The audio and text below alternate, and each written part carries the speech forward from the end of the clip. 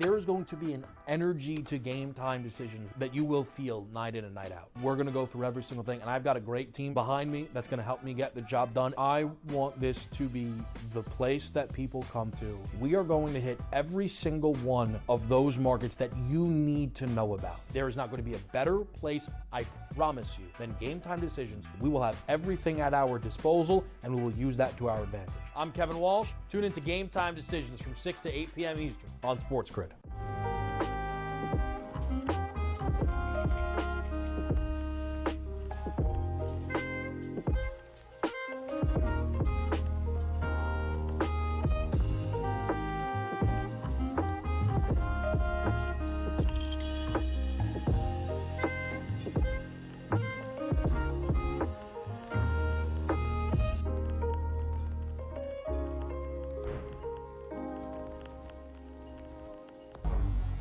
Two guys that can do it all. Too much electricity this morning. This is a good time. We're having a lot of fun. I had to do a triple take. Ka-ching!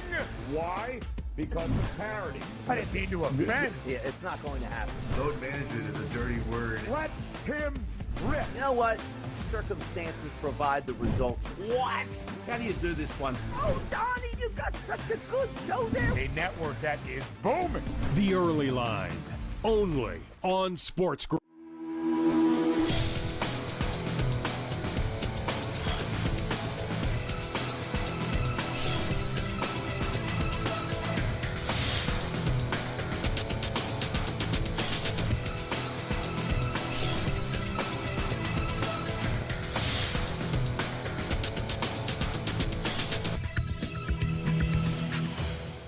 Good morning. Welcome to NewsWire on this Friday. I'm Craig Mish. Great to be back with you here as we wrap up our week of shows. It's been a fun week for us. On social media today, I think I saw that it's a football Friday. I'm not really sure that that is the case. It's the first non-football Friday, as a matter of fact, since August. So that leaves us with a lot of different things to talk about. Of course, Pebble Beach is going on right now, and so we'll update you on the leaderboard there. We'll talk some golf. We'll also talk some NBA, NHL. We got Simon Applebaum in the house from Tomorrow Will Be Televised. We'll also hit with our friends, of course, from Legal Sports Report as well, and Sporting News, those and a lot more in this edition of the show. So stick around because we got some big news to talk about here. And is it possible that we have another big sports betting scandal coming from the National Basketball Association? Not yet, but I guess it's possible. Really hard story to fathom, to be honest with you, but we will tell it to you and tell you the allegations. You can make your own judgments, and then naturally when they rule on this, we'll get a better idea. So you may remember Jonte Porter. He was the player on the Toronto Raptors who was basically accused and found the fact that he was using his own ideas as to how to play in games to avoid meeting certain proposition bets in the National Basketball Association, and he was found that he did it. But Porter was not a player that was making millions of dollars, and so by manipulating some of his personal statistics, he could stand to actually make some money. That is not the case for this player who's currently on the Miami Heat, but formerly on the Charlotte Hornets when this happened, allegedly. His name is Terry Rozier, if you're not familiar with him. In a game 2 years ago, there are an investigation going on currently right now by federal prosecutors, and it's the same probe that led to the lifetime ban of Porter. The Wall Street Journal reported the investigation, noting that Rozier, who played for the Hornets, has not been charged with a crime and has not been charged with wrongdoing, but it stems from one specific game back on March 23rd, 2023, when Charlotte was playing New Orleans. Rozier played the first 9 minutes of the game and then came out, finishing with 5 points, 4 rebounds, 2 assists, a good quarter, but very well below his output for the full game. In addition, Rozier didn't play the rest of that season. There was some bizarre betting activity on some of his player props. Needless to say, the NBA has released a statement on the investigation saying that back in March 23rd of 23, the NBA was alerted to unusual betting activity related to Rozier's performance in the game, and the league conducted an investigation. They did not find any violation of NBA rules. The statement from the NBA also says that they're aware of an ongoing investigation by the U.S. Attorney's Office in New York, and they're cooperating. Needless to say, Rozier is a player that was making at the time $20-30 million a season. Kind of hard to believe that this would be involved with props that you can't even bet that kind of money on. Why this would happen, nobody really knows for sure. So one of those stories that we give you the data, we give you the information. Certainly you're allowed to make your own judgment, but we won't until we find out exactly what the ruling is on this case. Meanwhile, another very disturbing story coming from the National Football League, and a surprising one as well, especially considering it surrounds one of the faces of the Baltimore Ravens franchise. Justin Tucker is being accused of inappropriate sexual behavior by 6 massage therapists in the Baltimore area. And this is according to an investigation by the Baltimore Banner. The allegations reportedly between 2012 and 2016, Tucker's first 5 seasons in the NBA. Needless to say, Tucker was aware of this story coming out and released a statement immediately after it did, saying, "Throughout my career as a professional athlete, I've always sought to conduct myself with the utmost professionalism. I've never been accused of misconduct of any kind, have never been accused of acting inappropriately in front of a massage therapist or during a massage therapy or other body work." A very strong denial, needless to say, by Tucker, and the NFL will investigate this, of course, as well. All right, let's get to the very latest on sports betting for the calendar year in 2024 football. Football bettors actually won money this season. Is that possible? I don't think I've ever heard that happen. Football bettors in Nevada beat the sports books in December for $2.1 million. How about that? First time in 12 years. Why? Favorites covering. That's what it usually leads to. It's only the 13th losing month on football bets in the regular season in the history of the state of Nevada. Wow. Also, the NFL, in terms of reporting on concussions, just put this statement out. They had 182 for the season, which was down 17% from 2023. A lot of the players, as you see in those photos right there, they're attributing it to wearing the Guardian cap, which a lot of the players play with these days to avoid serious concussions. Eagles defensive end Brandon Graham, limited at practice on Thursday, although I'm sure no player who is limited is going to miss the Super Bowl coming up next Sunday. And Anthony Caplan has been hired as the Jaguars defensive coordinator. He comes over from the Green Bay Packers. Okay, so we're going to debate the All-Star game here again for the NBA. No one watches the game. No one watches the dunk contest, but yet everybody wants to talk about who was a snub. Who really cares? But here are the reserves in the Eastern Conference. Jaylen Brown, Pascal Siakam, Darius Garland, Cade Cunningham, Evan Mobley, Damian Lillard, first-timer Tyler Hero of the Miami Heat. In the West, it's Anthony Edwards, Anthony Davis, James Harden, Jaren Jackson Jr., Alperen Sengun, Jalen Williams, and Wemby. Of course, he made it too. All right, the ball keeps rolling, so to speak, for the Houston Rockets, but they finally lost a game. This one was to the Memphis Grizzlies, 120-119. It went all the way down to the end. Jaren Jackson Jr. made a go-ahead free throw with 8.6 seconds left. He had 21 points. The Grizzlies get the win, but as we talked about, 5-point favorites. They did not cover the spread yesterday. Head coach of the Grizzlies, Taylor Jenkins, said this thing went right down to the wire. Full 48. First half, we weren't really executing our game plan, executing the personnel tendencies like we needed to. Came out, started the third quarter, got a little spark there, got a couple of stops, and got a little run, and got the game to be a little bit more manageable within striking distance. Thought we cleaned up. We started switching a little bit more. I thought our on-ball defense steadily improved as the game went on. We definitely still had our breakdowns. I mean, they got a lot of dynamic players that put a lot of pressure on you one-on-one and at the rim, and we did a good job on the boards in the first half, not so great in the second half. They had 30 second chance points, but I think at the end of the day, it comes down to possessions. We didn't just gift them 20 or 30 points off of our turnovers, I think, which is a huge credit to this group, just kind of figuring it out. We still scored 70 points in the paint. We didn't shoot the 3-ball well tonight, but our pace of play picked up in the second half. We got more quality possessions. When we missed a shot, it wasn't like a forced one, or we weren't just giving the ball to the other team. That's what it came down to. So. Meanwhile, just how we drew it up in the NBA, Cleveland and Oklahoma City, 2 best teams in the league. Darius Garland, Evan Mobley, the Cavs beat the Hawks last night. Easy win, 137-115, the final there. LeBron James and the Lakers beat the Wizards like everybody else does. Washington now 6-41 on the season. Is that right? 6 wins, 41 losses. JJ Redick talked about the intensity of his team leading to the win. A few things. First of all, asked the guys to play with an edge. I thought they did that. We were the instigators. Did not intend for some of that edge to be taken out on the officials by a couple of our guys, but I liked that we were angry tonight. We played angry. Overall, just execution was great. And then, it's a big deal when 3 of your top 7 guys are out of the lineup, and you can bring guys in that haven't necessarily been in the rotation, and they make a big impact. I thought Shake in particular led that. Yeah, I mean, every opponent is different, and I think our guys will be ready to go Saturday night against the Knicks in the Garden. Hopefully, Doe is available. Hopefully, Gabe is available. But if they're not, next man up and continue to play the right way, which is we did tonight.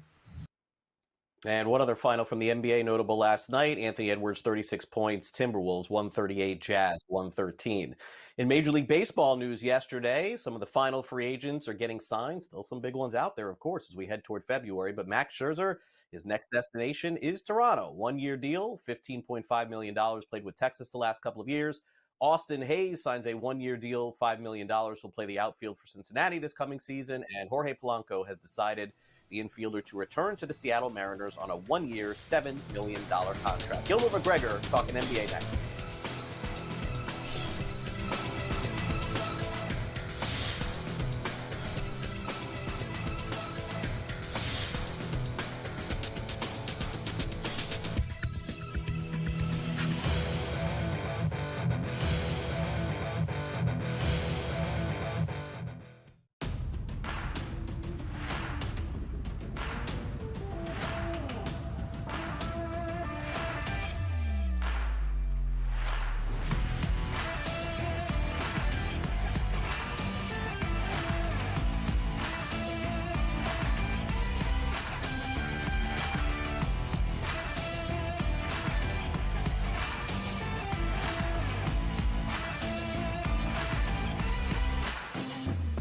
There is going to be an energy to game time decisions that you will feel night in and night out. We're going to go through every single thing, and I've got a great team behind me that's going to help me get the job done. I want this to be the place that people come to. We are going to hit every single one of those markets that you need to know about. There is not going to be a better place, I promise you, than Game Time Decisions. We will have everything at our disposal, and we will use that to our advantage. I'm Kevin Walsh. Tune into Game Time Decisions from 6 to 8 p.m. Eastern on SportsGrid.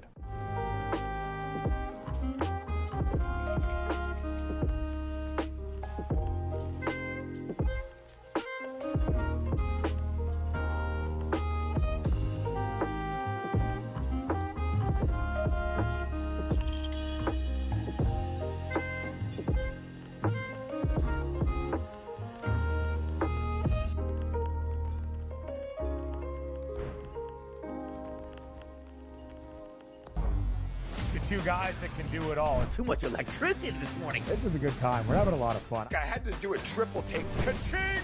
Why? Because of parity. I didn't mean to offend. Yeah, it's not going to happen. Load management is a dirty word. Let him rip. You know what? Circumstances provide the results. What? How do you do this once? Oh, Donnie, you got such a good show there. A network that is booming. The Early Line, only on SportsGrid.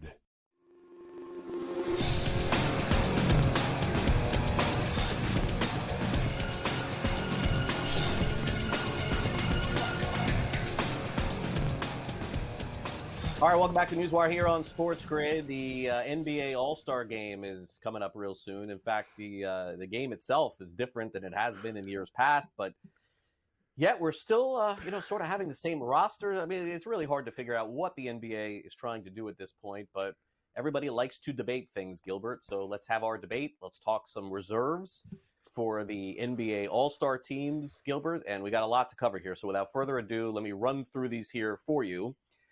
Brown, Siakam, Garland, Cunningham, Mobley, Lillard, Hero in the East. And in the West, Wemby made it. So did Anthony Edwards, Davis, Harden is back on it, Jaren Jackson, Sengun, Jalen Williams. They got to put more than one player from Oklahoma City on there. So, on social media, Ball is the one name that's, certainly out there as the huge snub. And I see all these comparisons for this guy, for that guy. If Gilbert, if everyone is so interested who got snubbed and who didn't make these teams, then why isn't anybody watching these games? That's what I want to know. People just want to argue about things, I guess.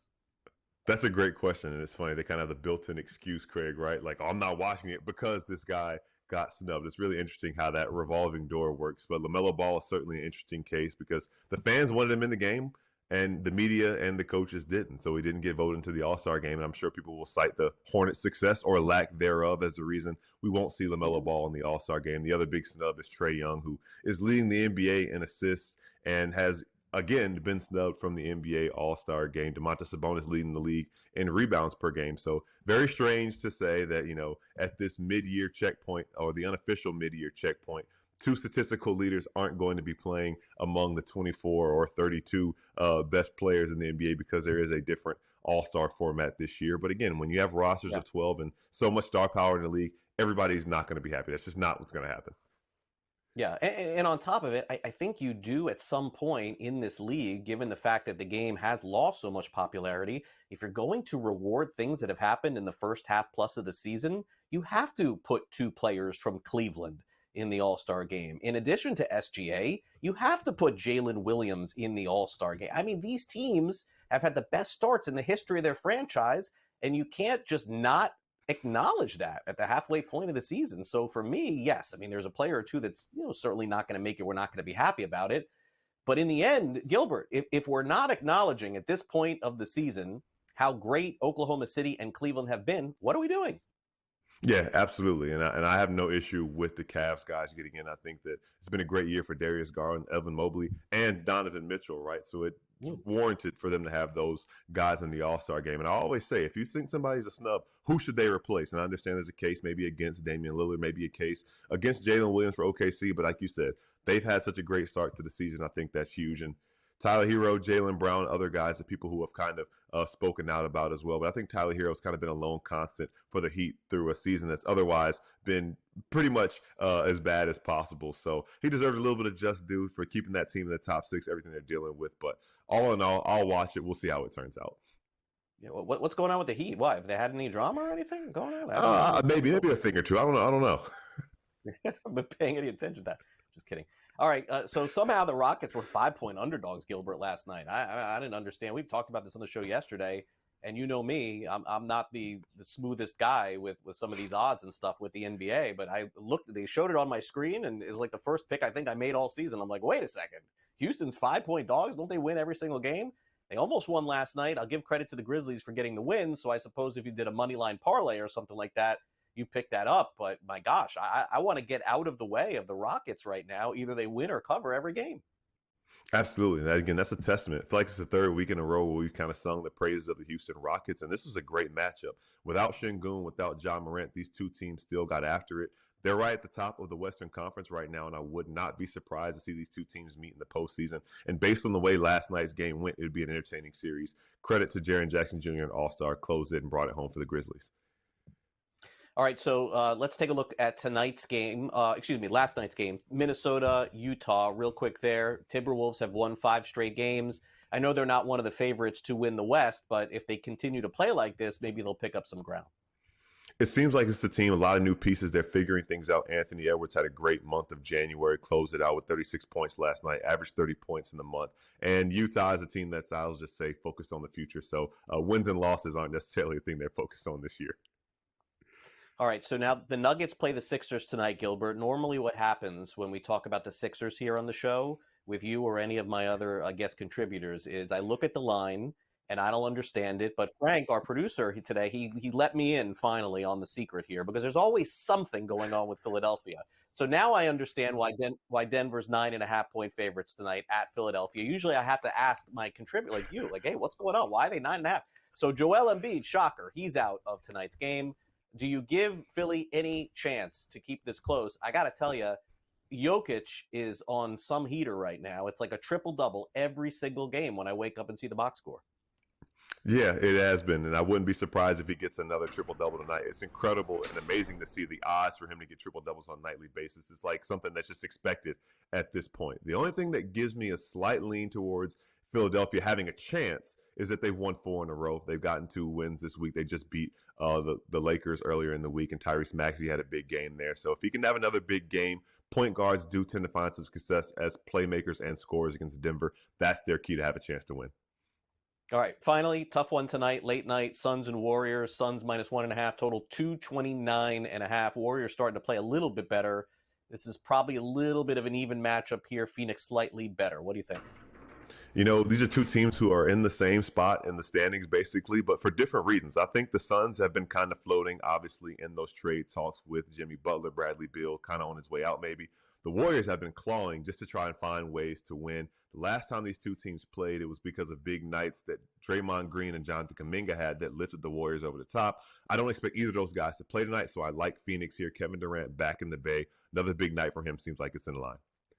All right, 1 week from today, Gilbert, you're back on the show. Is Jimmy Butler traded? And if so, is it one of those two teams? I think it is one of those teams. I think he will be a Phoenix Sun this time next week. All right, fair enough. Well, and is Beal gone? Is he on the way out? You think that's part of it? That's the only way to make it work. Only way to make it work. Yeah, I mean, I've been hearing about this for 2 months and nothing happens, Gilbert. All right, finally. Thanks again, Gilbert, for coming on the show. Really appreciate it. We'll catch up with you and get ready for that Super Bowl next week, too. Thanks for coming on. Sounds good. Looking forward to it, Craig. All right, Gilbert McGregor here with us. And coming up next, guess who's back? It's Adam Caplan. He's back from the Senior Bowl. So we'll preview the Super Bowl and go over some of the notes on the Eagles and Chiefs next. Don't go away.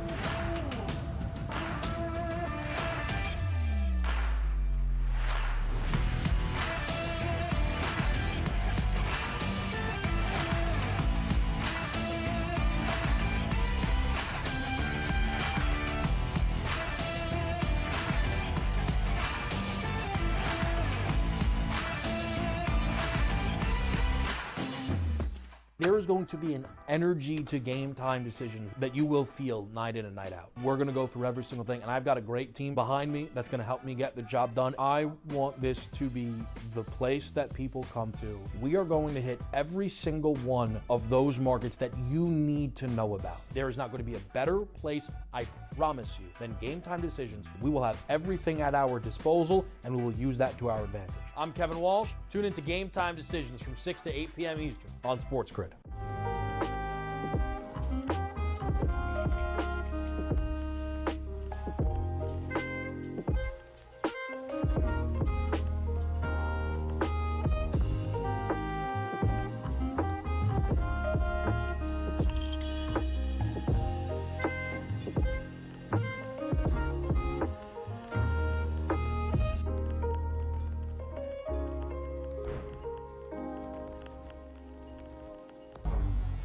Two guys that can do it all. Too much electricity this morning. This is a good time. We're having a lot of fun. I had to do a triple take. Ka-ching! Why? Because of parity. I didn't mean to offend. Yeah, it's not going to happen. Load management is a dirty word. Let him rip. You know what? Circumstances provide the results. What? How do you do this once? Oh, Donnie, you've got such a good show there. A network that is booming. The Early Line, only on SportsGrid.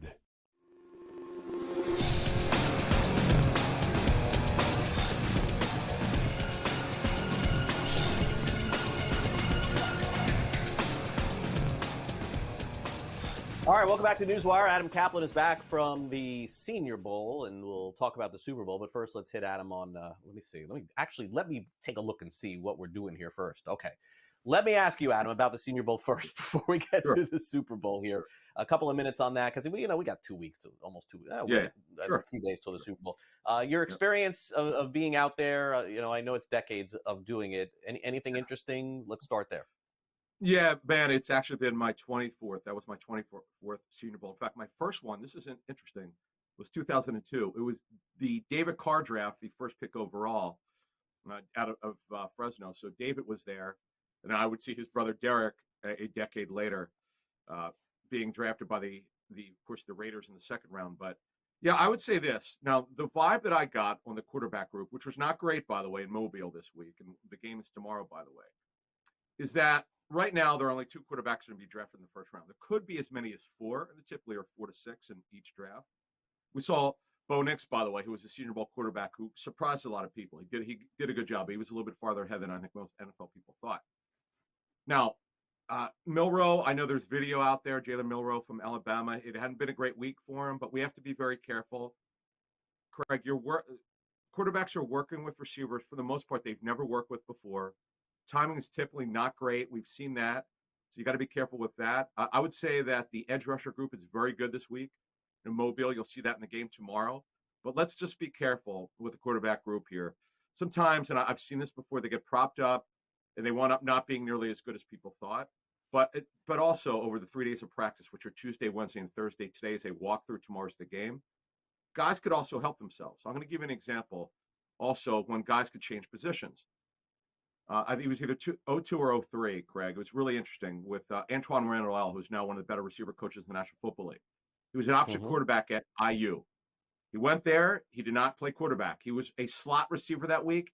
He went from being a 5th or 6th round pick to being a 2nd round pick for the Steelers. He had a great week. Do you remember Matt Jones, the Arkansas quarterback, who went as a receiver to the Senior Bowl? Nobody could cover him all week. He wound up being a 1st round pick for the Jaguars. So that's how 3 days of practice could prop a guy up.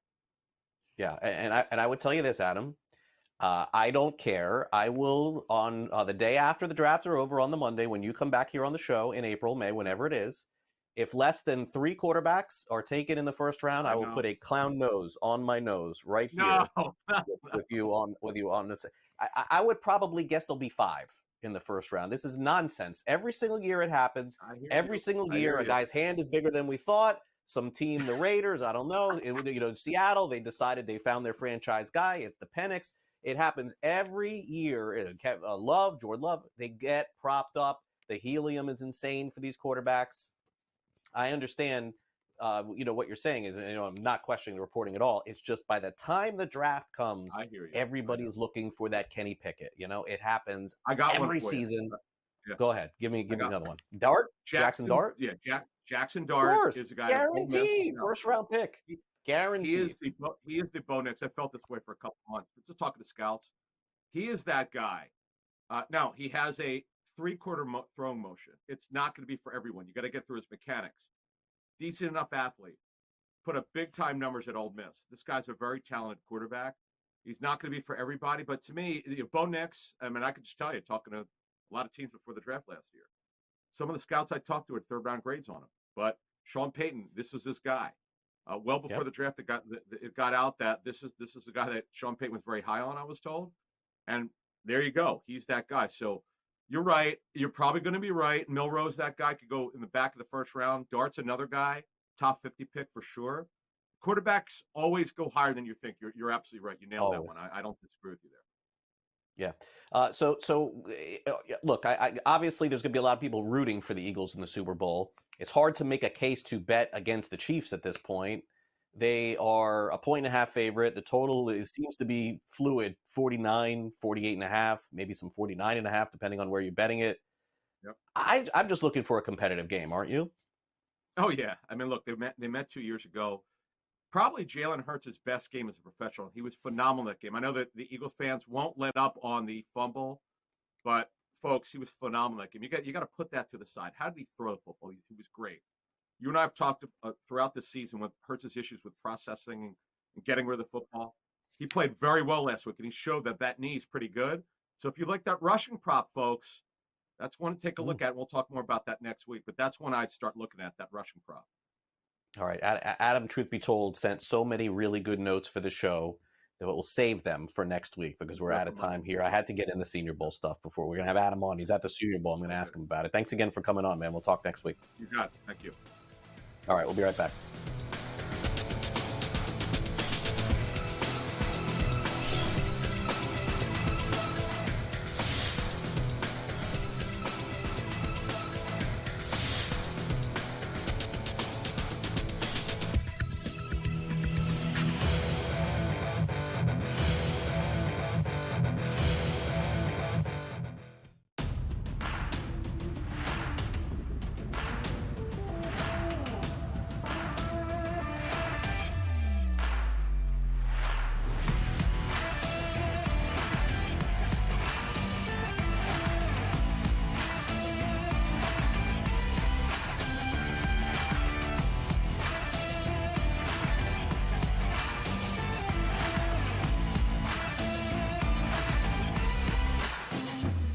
There is going to be an energy to game time decisions that you will feel night in and night out. We're going to go through every single thing, and I've got a great team behind me that's going to help me get the job done. I want this to be the place that people come to. We are going to hit every single one of those markets that you need to know about. There is not going to be a better place, I promise you, than Game Time Decisions. We will have everything at our disposal, and we will use that to our advantage. I'm Kevin Walsh. Tune into Game Time Decisions from 6 to 8 p.m. Eastern on SportsGrid.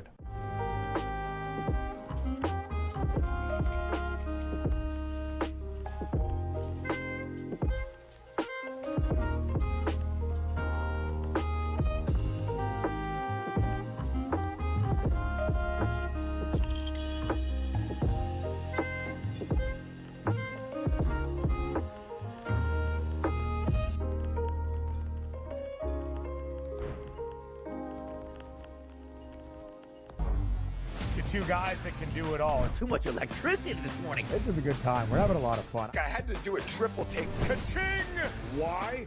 Because of parity. I didn't mean to offend. Yeah, it's not going to happen. Load management is a dirty word. Let him rip. You know what?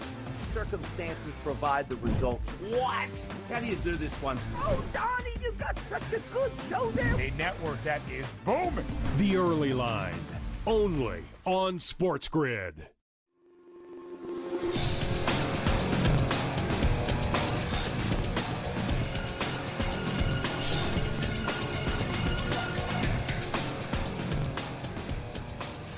All right, welcome back to NewsWire here on Sports Grid. We got Sam McQuillan in the house here from Legal Sports Report. We'll go over the very latest on Penn Entertainment and some other news as well. But the top story on sports betting today is this investigation into current Miami Heat player and former Charlotte Hornets player Terry Rozier.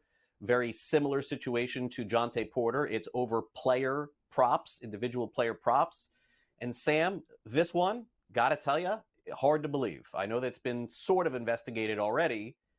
They'll be looking at it some more, but boy, I mean, a player of this magnitude in terms of financially, Sam, and I want to underline that, financially speaking, it's not that Rozier is, going to go in the Hall of Fame or anything like that, but when you're making $20-30 million and it's on a single game prop where, I mean, I'm guessing six figures was in play for several people, maybe. I mean, that's a heck of a favor. Why not just give those people the money, man? Like, I don't know. To me, this one doesn't add up. I'm going to hope, by the way, that this one is completely false. Yeah, it's definitely a head scratcher, Craig, when you talk about a guy like Terry Rozier, who at the time I think was the Charlotte Hornets' highest paid player in history. So this was a guy was a year into his 4-year, $96 million extension. Wall Street Journal broke the news this week that he's been named, or is currently being investigated rather, by federal agents as part of a larger sports betting conspiracy scheme, a network of gamblers and bettors across the country that they're looking into allegedly manipulating these outcomes of games across not only the NBA, but also college sports as well. We've talked recently on this show about the Eastern Michigan college basketball games that have been under scrutiny as well. That is potentially part of this investigation. So it could kind of all be connected.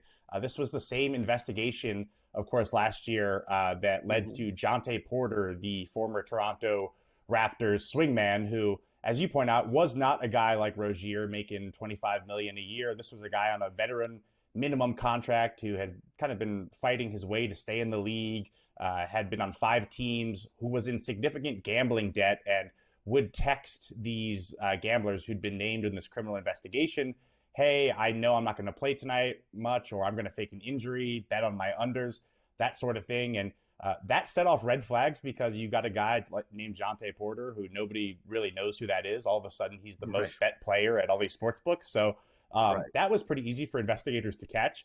It's a little different with Rozier. He's not a LeBron James by any means, but there are going to be nights when, because of the matchup or something like that, people are going to bet a lot on Rozier. So it was really interesting to see them kind of catch this one game in question. It was when he was a member of the Charlotte Hornets in March 2023 against a game against the Pelicans, in which he only played 9 minutes.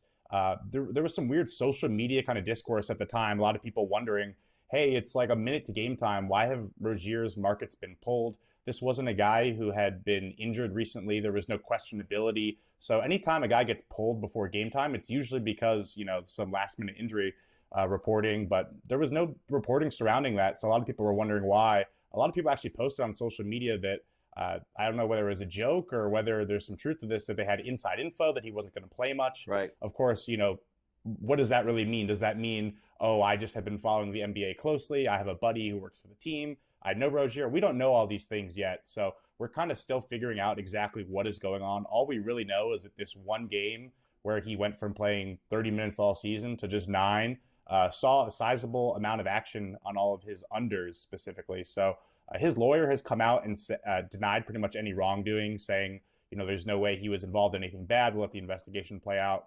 I would be frankly shocked if it comes out that he was purposely throwing the game. You have to wonder what the incentive here would be. But of course, there are a lot of dumb people in the world, and athletes can be some of them. We've seen the NFL guys blatantly breaking the rules by, they have the team policy on the door, don't gamble in the facility. Guys doing it anyway, saying they didn't know. Of course, that's different than actually manipulating an outcome of a game. So it'll be really interesting to see what comes out of this. And I don't think it's, this could just be the tip of the iceberg. Again, this is a larger investigation that caught Porter and allegedly involves college basketball as well. So possibly other names could come out of this. We'll see what happens. Yeah, I think Sam just gave us the best line he's ever had here on the show. There are a lot of dumb people in the world. Very well said. Not that he is. We don't know that this is even real, but again, they're definitely. I cannot argue with that. Okay, so this is not an argument of dumb, although I do feel dumb trying to read and understand this story. I got to be honest with you. I read it several times here, Legal Sports Report. It seems to me that there's this battle over the amount of money that they spent in terms of advertising with Penn Entertainment and this whole debacle, how it turned into ESPN Bet. So I'm going to ask you, Sam, to sort of summarize this for everyone watching out there, because I think you're going to have to read this thing. No offense, going to have to read it a couple times to understand it. Yeah, shout out to all the other reporters at Legal Sports Report who do the hard work of digging through the 10Ks, the other SEC filings to kind of make sense of what's going on. And to your point, Craig, even when you do all that, it can kind of seem pretty complicated what's going on. At the end of the day, you have Penn Entertainment, which is a major gambling company, major company traded on the New York Stock Exchange. They've been trying to compete in online sports betting for a while now. And online sports betting is sort of a sum of a lot of investment up front, and hopefully we see the returns later. Now we're at the point where FanDuel, DraftKings, they're starting to see some of that return on investment. And then you have the investors at Penn Entertainment, which had famously bought Barstool Sports to run Barstool Sportsbook. That was a disaster. They sold it back to the founder for $1 after paying billions of dollars for it. Then they moved over to give ESPN a ton of money as well, just to use their name. That so far has not been working out great for the company, although they say they're improving their metrics. And there's been a group of investors at Penn that owns a sizable amount of shares that has gotten really frustrated with that and does not like the direction the company is going. This week, they filed with the SEC in a major move, nominating 3 directors to the board, essentially trying to take over more seats and control away from the leadership that runs Penn right now. So what we're talking about is basically a proxy battle that Penn has on its hands. This group, HG Vor, has criticized Penn harshly, mainly around online betting. Remember, Penn is a company that owns a ton of casinos, a ton of resorts, other assets across the country. They've pretty much said, hey, we've wasted all this money on online gaming, about $4 billion to be exact, and we really don't have anything to show for it. And we're still just kind of being told, wait for the results, wait for the results. They call the strategy overpriced, poorly negotiated, and they've really taken issue that leadership hasn't really, to this point, faced any repercussions for kind of their failures. So what they want is instead to kind of, as I understand it, sell off the remaining online tech assets that they have, kind of get out of the game, and then just really double down on what has made them a good business in general is their casinos. So this is definitely not the last we'll hear of the story. It's going to develop, but if I'm Penn right now and I'm struggling to stay alive with online betting, this is the last thing I want in my hands. Yeah, agreed. All right, Sam, we got about a minute left. Let's close it out. For people unfamiliar with this sports betting operator out of the UK, BetCris, BetCris, very popular a long time ago. Haven't even heard their name in a long time, but now resurfacing here in the States. Tell us more. Yeah, BetCris is a brand that existed in the U.S. sports betting landscape before states were allowed to legalize sports betting. This was predating the days of the Unlawful Gaming Enforcement Act, which forced all these kind of operators to get out. But now they're returning to the U.S., this time with a legal license. So they'll be in Arizona. I believe they went live this week with hopes to expand in other states in the future. But a brand you used to know coming back to the U.S., previously was an offshore brand, now is legal. We'll see what kind of strategy they can execute here when you have, this at this stage in the game in legal betting with all the other big players at hand. So welcome back, but it's going to be a tough road ahead. Yeah, jumping in late, not optimal, especially in a state that has had legal sports betting for a long time. We'll see how they perform. Sam, thanks again. We'll catch up with you next week here on NewsWire. Sounds good. Thanks, Craig. All right, Sam McQuillan here with us. Now, coming up next, one of the conference championship games in the NFL had fantastic ratings, breaking records. The other one was down from years past. So to learn which one did well and which one was down, you're going to have to stay tuned because Simon Applebaum is going to tell us when the podcast tomorrow will be televised next.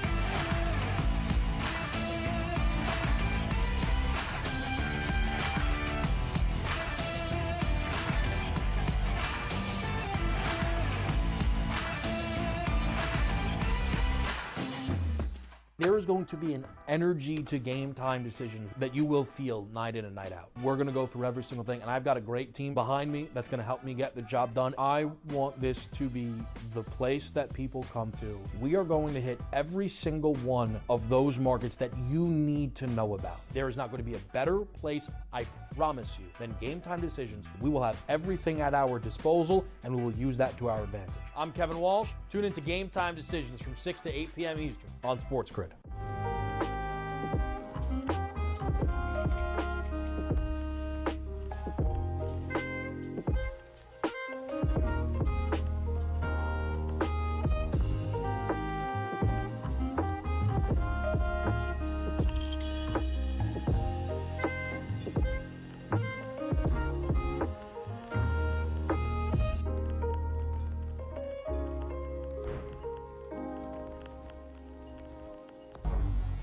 Two guys that can do it all. Too much electricity this morning. This is a good time. We're having a lot of fun. I had to do a triple take. Ka-ching!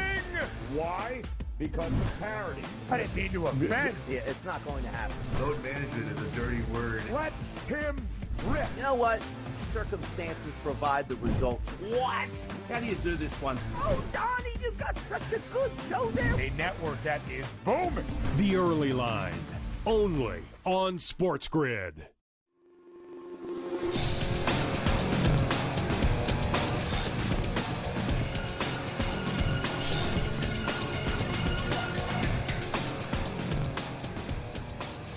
All right, welcome back to NewsWire here on SportsGrid. As I teased, as they say, right before the break, we got Simon Applebaum for the podcast tomorrow will be televised. AFC and NFC championship numbers starting to come in. We'll get an idea as to where they stand. And Simon, once again, thank you for coming on the show. Great to catch up with you. And I guess we shouldn't be surprised. You know, most people are watching. They're like, I know which one was up and I know which one was down. I mean, it's not a big mystery, I don't think. No, it isn't, Craig, and great to be with you. Of course, it was the AFC game, the classic Bills matchup with the Chiefs. And as it turned out, 57 million plus people watched it on CBS. It is the most watched AFC championship game ever. It was up 3% from last year. It was like 55 million. The downer was Fox's coverage of the Commanders game with the Eagles. 44.2 million, down double digits. And believe it or not, all of the NFC playoff games, all 6 of them, were down double digits from last year. And this was also, this game last week, the lowest NFC championship game since 2020. The good news is for Fox, they have the Super Bowl.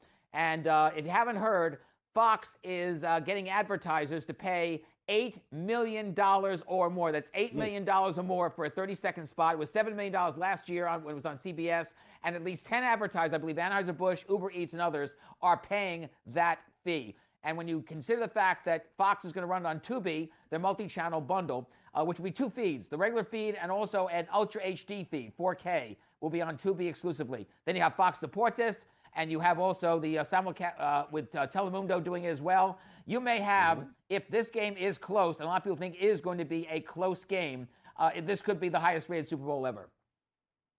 I think it probably will be, but I've been wrong with the ratings the last few weeks, so it's like I don't want to go there.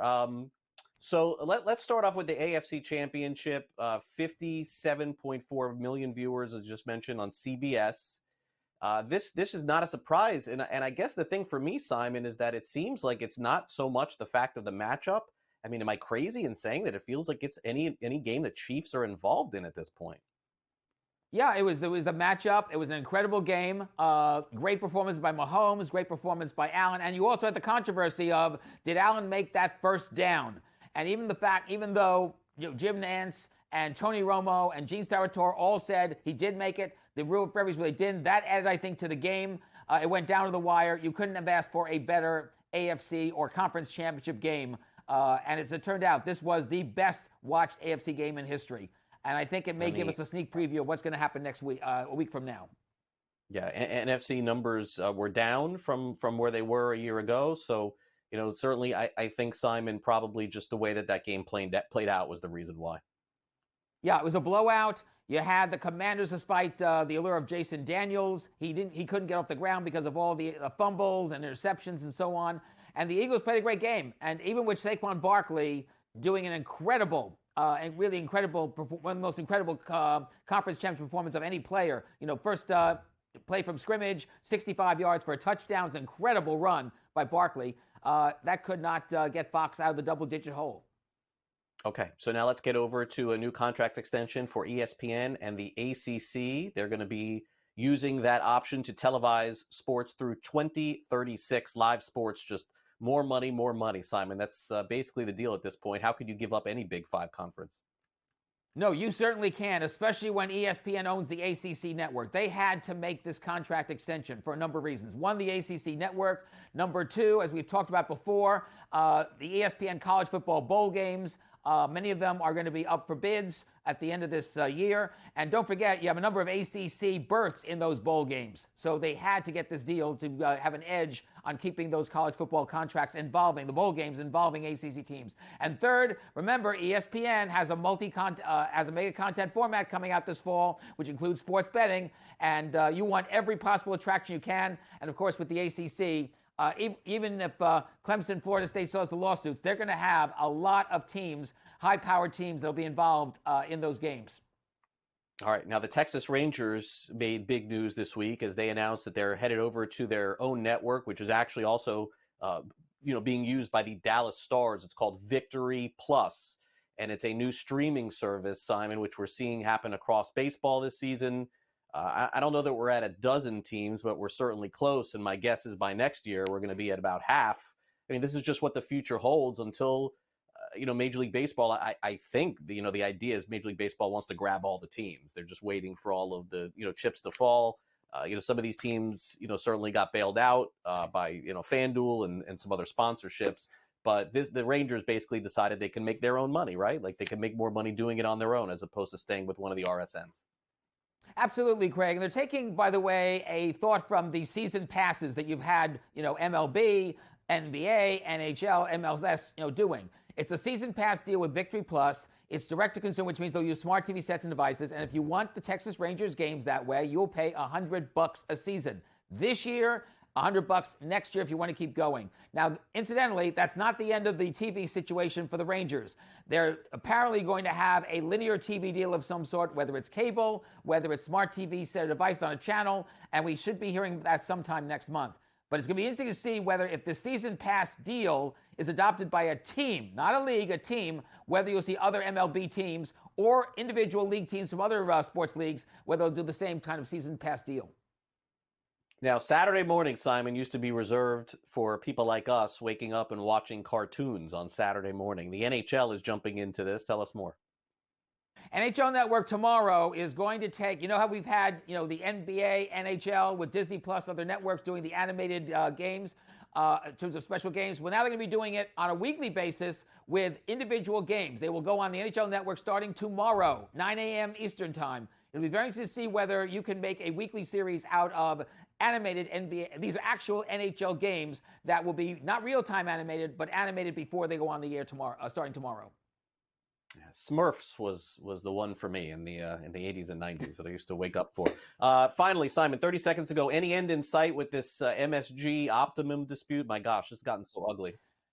No, as a matter of fact, it's getting uglier because MSG said, well, if you give us third-party arbitration on this deal, we'll get the games back. And Optimum said, no way, no how. Yeah, I understand it. It's a shame people can't watch the Knicks. All right, thanks again, Simon. Thanks for coming on. You're welcome, Craig. Take care. Have a super weekend. All right, coming up next, we'll hit some last licks. Jim Nantz at Pebble Beach calls his own shot, so to speak. Go ahead.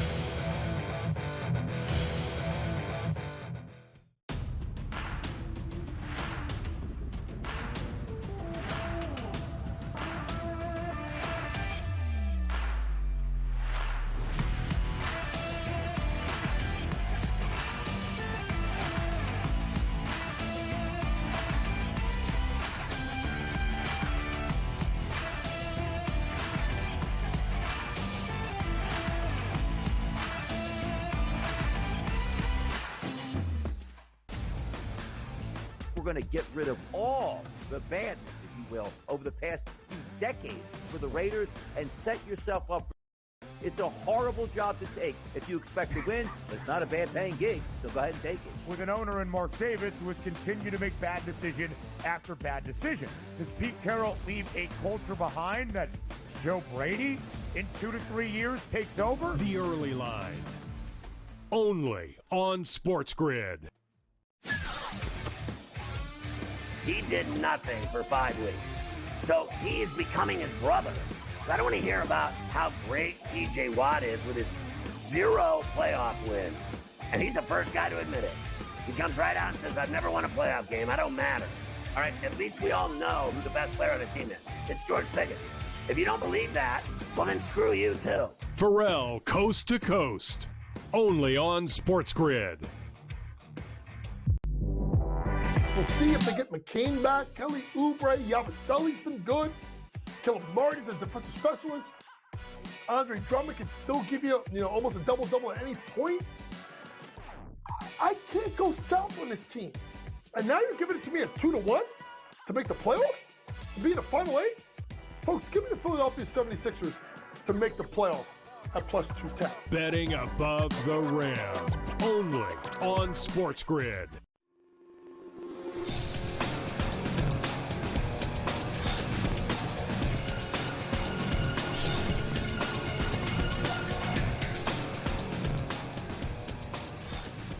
One of the big tournaments on the PGA Tour going on right now, it is the Pebble Beach Pro-Am, by the way. And then, of course, things get really started after Super Bowl weekend. We've got the Waste Management Open coming up. That's a fun one. And then, naturally, we get to the Masters and all the big tournaments coming up as well. So Jim Nantz, you'll see him calling those at Pebble Beach. We'll hear from him in just a minute. Also, it looks like Liam Cohen is not going to be able to bring all of his friends to the Tampa Bay Buccaneers, from the Tampa Bay Buccaneers to the Jacksonville Jaguars. Angel Reese does a really nice thing as well. We will highlight that.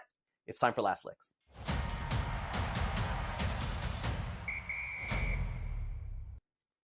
Well, you've heard of Babe Ruth calling his own shot, right? Like that iconic moment where Ruth pointed to the outfield and then ended up hitting a home run. It's been debated. I don't think this is that. Like, it's kind of apples and oranges, but it is actually pretty funny because Jim Nantz, who is known as a pretty good golfer, who also, of course, is one of the top golfers, announcers of all time, still does it for CBS. A lot of people think even when he's done doing the NFL, he'll continue to do the Masters and some of the big golf tournaments, actually did play in the Pro-Am at Pebble Beach and ended up giving a pretty good viral moment online from him actually taking to the tee. Here it is. Let's go back to the tee at the 8th.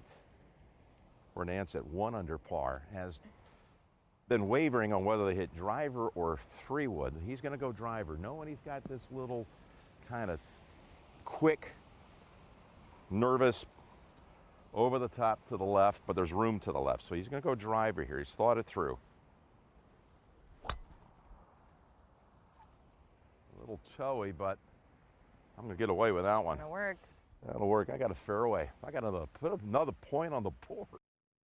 Yeah, it is a little strange hearing him call a golf shot, and it's actually him hitting the ball. It's like surreal. Like for those of you who are watching, were you looking to see if his mouth was moving? Like that's the first thing I said. Wait, is he actually saying this stuff as he was hitting? So Jim Nance, good sense of humor, very clearly, and seemed like a pretty good shot, by the way, on what do you say, the 8th hole at Pebble Beach. This was yesterday. All right, well, Liam Cohen, boy, there was a lot of back and forth between the Jaguars and Buccaneers. You may remember the story. If not, I'm going to tell you real quick because we only got about 30 seconds. So Liam Cohen was the offensive coordinator of the Tampa Bay Buccaneers. He interviewed with the Jacksonville Jaguars for the head coaching job. They offered him the job. He said no, went back to Tampa Bay. Jaguars then fired their general manager, Trent Baalke, and then Cohen said, yes, I will take the Jacksonville Jaguars job. Boy, it seems as though the Buccaneers didn't like that too much because they have denied him permission to have one of his assistant coaches. His name is Brian Panucci, who left Kentucky with Cohen to go to Tampa. The Jaguars ended up hiring Cohen, but right now the Buccaneers are saying, no, you cannot have your friend join Panucci. Now, this is not unusual at all. The circumstances with Cohen and Tampa Bay and Jacksonville back and forth, those were a little bit unusual. A lot of people are pointing toward Cohen's turning down Jacksonville was the reason why Baalke got fired as GM. Now, we don't know that for sure. It sure seems to have those optics, but there's no question that the Bucs were not going to allow these guys to go back and forth twice. That wasn't going to happen. So, understood. Finally, one of the best players in the WNBA, Angel Reese. What a great story this is. Now, Angel Reese and some of these players in the WNBA were not being paid fairly for a long period of time. And now it seems like they're sort of evening this thing out a little bit. I'm very happy to see this. But Reese, yesterday, was announced that she, for her mother's birthday, she paid off her mother's mortgage and allowed her to retire. What a great story here. This is how we end the week of shows here. That if the one thing that you do when you become a celebrity, or even not, when you become an athlete or you just make a good living for yourself, to be able to pay back something to your parents is really got to be the first order of business. And great to see this, and really good role model for other athletes as well. Congratulations to Angel Reese for doing the right thing. That'll do it for our show today. Thanks again to Simon Applebaum from the podcast Tomorrow Will Be Televised, Sam McQuillan from Legal Sports Report, and Gilbert McGregor from Sporting News. In addition, for our director Luke and my producer Frank, I'm Craig Mish. Stick with us here on SportsGrid because Smiley's coming up in about 5 minutes from now, getting you ready for the next round at Pebble Beach. And then it's Pharrell Coast to Coast, 3 o'clock Eastern, followed by Game Time Decisions, in-game live game day. And then we've got Gabe and Sports Rage tonight. I'll be back with you tomorrow morning for our latest edition of Fantasy Sports Today. And, of course, with no football on deck, guess what, folks? It's almost baseball season around here. So get ready for a lot of baseball coverage coming from us as soon as the Super Bowl is over. And don't forget, starting on Monday, our exclusive coverage here at SportsGrid of the Super Bowl in New Orleans begins. I hope you guys will check it out and enjoy your weekend. See you back here Monday.